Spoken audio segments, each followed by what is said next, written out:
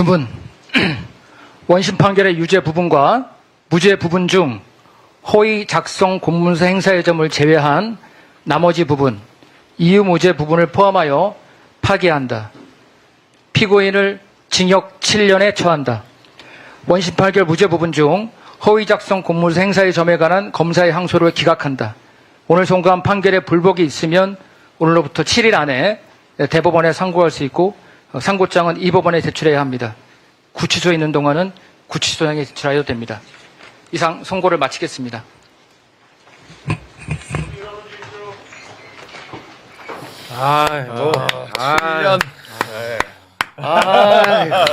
야, 근데 내용이 진짜. 기가 막혔습니다. 우리가 그 백대현 선고가 났을 때 네. 우리가 그 의심스러워했던 부분들이 있었거든요.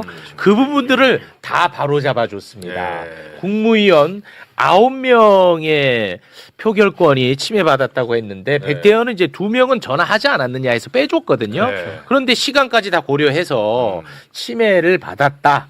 그거까지 이번에 집어넣어줬습니다. 네. 저는 뭐 구형만큼은 아니었습니다만 7년 내용이 워낙 좋았기 때문에 어느 정도 만족하는 편입니다. 새로운 어떤 유형인 것 같아요. 네. 쭉 해놓고 다만 이것 때문에 우리가 조마조마했었죠. 오이로지 걸렸는데 네. 가명 사유도 제한적으로 그렇습니다. 그렇게 딱 갔을 때 굉장히 초범 그거 의미 없다. 그렇죠. 대통령이다 그런 얘기 하지 마라 네. 이렇게 얘기를 했었고 그리고 그 외신 네. 허위 공보. 허위 공보 관련해 가지고도 백대현은 이게 뭐 허위 사실이든 뭐든 이거는 얘가 뭐 할 수 있는 일이라고 판단했었거든. 네, 맞아요. 그러면은 앞으로 공무원들 이거 어떡하냐 이걸 걱정했었거든. 그렇죠. 그런데 그 부분을 정확하게 짚어줬습니다. 네. 우리 법조인분들 어떻게 보셨는지 굉장히 궁금합니다.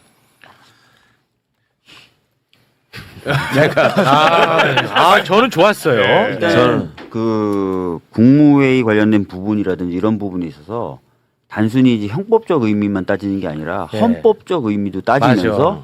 헌법적 의미를 훼손했기 때문에 이건 중하게 볼 수밖에 없다라고 네. 판단을 해준 게 좀 종합적으로 사안을 좀 봐준 게 아닌가라는 느낌을 받았고요.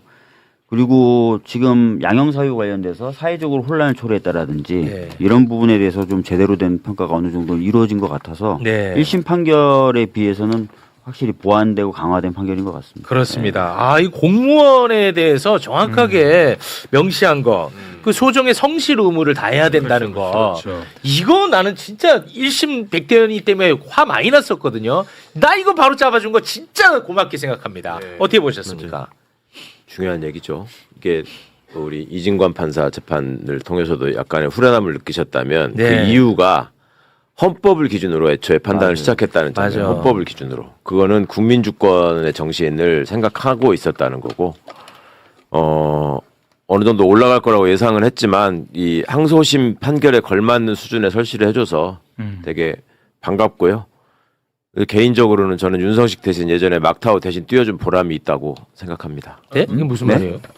이분은 뭐 다 우리가- 연결돼. 이 포레스트 검프야. 지금, 뭐예요, 아니야, 또? 아니야. 지금 우리 판사가 저 윤성식 판사입니다. 우리 한동수 부장님하고 연수원 동기고 그래요? 네, 저하고 다 법무관 동기들인데 법무관 훈련 그 장교 훈련 받을 때 공수 지상 훈련 하거든.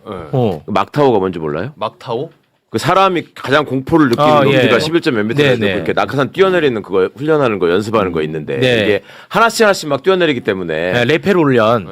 아니야 막타오는 그냥 뛰어내리는 아, 그냥, 거예요. 네. 근데 그거를 이렇게 멈칫하다 보면은 이렇게 내려다보면 못 뛰거든.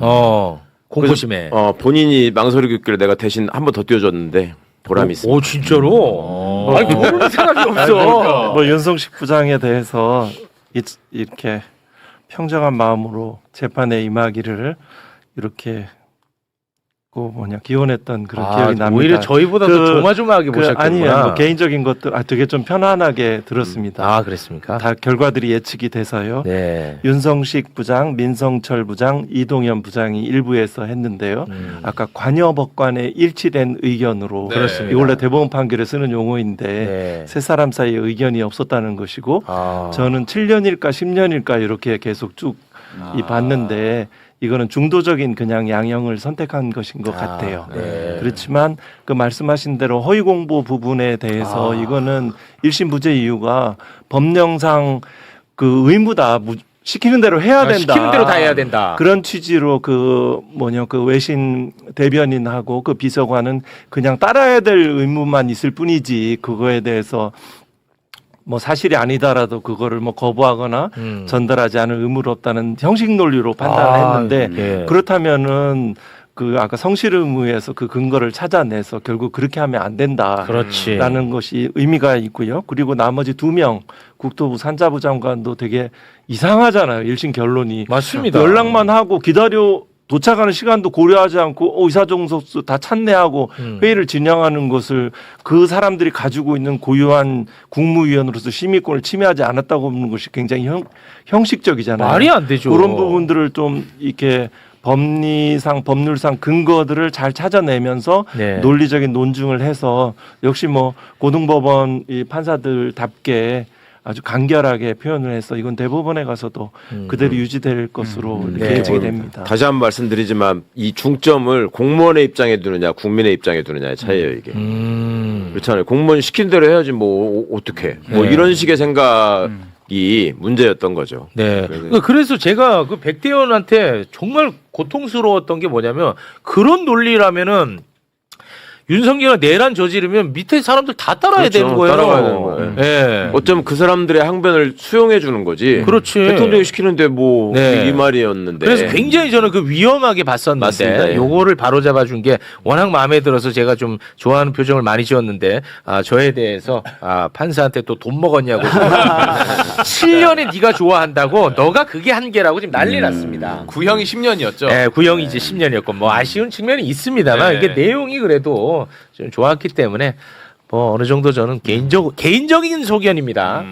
좀 뭐 만족하는 그런 편입니다. 그러니까 확실히 좀 제대로 된 판결이다 또는 제대로 된 판결 쪽에 가깝다라고 판결 나오는 거를 보면은 아까 최강욱 의원님 말씀하신 대로 헌법적 기준을 많이 강조하고요. 네. 반면에 지기현 판사 같은 경우에는 우리나라 헌법을 얘기 잘 안 하잖아요. 그렇습니다. 외국 사례를 자꾸 얘기하고 맞아. 뭐 사자성어 얘기하고 맞아요. 이런 식으로 하는 게 좀 차이가 있는 것 같아요. 네. 요 핵심 단어 중에 네. 법치주의. 법치주의. 이게 꼭 들어가야 되는 사건이지 않습니까? 네. 윤석열 당신도 법적 테두리 내에서 행동했었어야 한다. 법치주의를 훼손한 것이다. 라는 헌법의 정신들을 재천명하였다고 생각됩니다. 네. 그렇죠. 마지막 부분까지도 설사 네가 볼 때 위법이었다고 하더라도 합법적인 절차를 통해서 그거를 저지하든지 대항하려고 그렇지. 해야지. 맞아. 물리력을 동원해놓고 무슨 할 말이 많냐. 네. 이게 이제 중요한 그렇습니다. 형이 올해- 올라가는 요소로. 네, 오랜 특수부 검사 내에서 법 위에 군림하는 그렇죠. 이런 네. 태도들이 그렇지. 아주 자연스럽게 뭐 그 계엄 선포문 나중에 만들어서 세 단계 파쇄하는 활동들이 너무나 생생하게 그려집니다. 네, 제가 이 보면서 또 느꼈던 게 윤석열 이놈이 별의별 거를 다 트집 잡았구나. 맞아. 야, 그거 맞아. 하나씩 다 격파하는데 시간이 너무 많이 그래서 들었는데. 맞아요. 근데 그걸 보면서 진짜 이 법꾸라지 놈들은 진짜 문제가 심각하다. 그런 생각이 들었습니다. 근데 역시나 이제 그거를 또 트집 잡았더라고.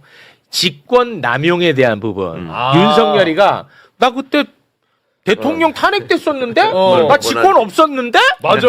그게 어떻게 직권 남용이야? 이거를 또 썼더라고, 이놈이. 근데 그것도 역시 논리로 아주 박살을 냈습니다. 추잡스럽다. 윤석열 너가 경호처장을 통해가지고 직권에 없는 일을 시킨 거 아니냐? 맞아요. 이것은 직권 남용의 공범이 된다. 네. 야, 이건 정말 훌륭한 논리였습니다. 바깥에 나가서는 탄핵 공소행 노라고 자체가 그 자기의 직권이 아니고 네. 그 이제 경호처장의 직권. 처장의 직권을 그 남용한 것이고 그렇습니다. 그분의 공범 관계가 된다. 형법 정칙에 네. 관한 공범과 신분 관계 규정에 따라서 재밌더라고요, 공범이 된다. 저는. 이거 예. 아주 너무 말도 안 되는 주장을 한 그렇습니다. 거죠. 근데 저는 요새 뭐 예전 같았으면 뭐 경험도 못 해볼 일 이렇게 법꾸라지들의 그렇죠. 법 기술을 이제 접하면서 야 이게 나는 굉장히 재밌어. 근데 저런 기술을 쓸 수밖에 없는 게 잔재주를 부리는 건데 김건희가 공범 아니라고 주장해가지고 먹혔잖아요. 그러니까 해보는 거예요 여기도. 그러니까 여기저기 다 해보는 거야. 그러니까 이제 그런 끼리끼리의 그런 거를 깨뜨려야 되고. 네. 저기 한동수 부장님 그 판사도 해보고 검찰에도 계셔봤으니까 그거를 좀 시청자분들께 말씀해 주시면 좋겠어요. 그러니까 뭘 많이 썼는데요. 뭐. 그 형사 합의부 판사들이 지금 생중계를 보시면 네. 같은 사안에 대해서도 판단이 너무 다르잖아요. 네. 그죠? 이걸 보면서 우리가 실망하는 면이 있잖아요. 그렇습니다. 그러면 판사 생활할 때 다른 판사들도 나처럼 같이 생각하고 어떤 우리가 합의할 수 있는 기준 하에서 판단할 것이다라고 기대하잖아요. 근데 나와보면 아니잖아요. 아니야. 그런 현실을 하고 그다음에 검찰을 바라보면서도 지금 그 국회나 이런 데 출석해가지고 완전 뻔뻔하게 거짓말 하잖아요. 네. 그리고 본인들끼리는 수사 기법이라고 전수받는 부분에 대해서 너무 당당하게 얘기하잖아요. 우리는 뭐 그렇게 하는 거다라는 식으로 그 뭐가 잘못이냐. 근데 그거를 감찰부장으로 보실 때 검사들은 다 저런 수법을 저렇게 가지고 했을 것이다라고 예상했을 거라고 보세요. 아니면 윤석열이 똘마니들만 특정 집단이 그렇게 했을 거라고 보세요. 불과 1년 반도 안 지난 일이죠. 오늘 재판부는 윤석열 피고인이 작년 초 경호처 직원들을 지켜 체포를 막으려고 했던 일들 역시 모두 유죄로 판단했습니다. 관절을 막은 건 물론 경호처 직원들에게 총기를 보여주라고 한 것 모두 법적 책임을 피하려는 목적의 죄질이 나쁜 범죄라는 겁니다. 이어서 유서영 기자입니다. 비상계엄 선포 한 달 뒤 고위공직자 범죄수사처가 윤석열 전 대통령 체포에 나섰지만 경호처와 군병력은 버스와 기갑 차량을 앞세워 막아섰습니다. 나흘 뒤부터는 경호처 직원들이 소총용 배낭을 메고 이른바 위력 순찰에 나섰습니다. 경호처 직원들을 시켜 윤석열 자신에 대한 체포를 막으라고 한 이 행위들에 대해 1심에 이어 2심 재판부도 죄가 된다고 판단했습니다.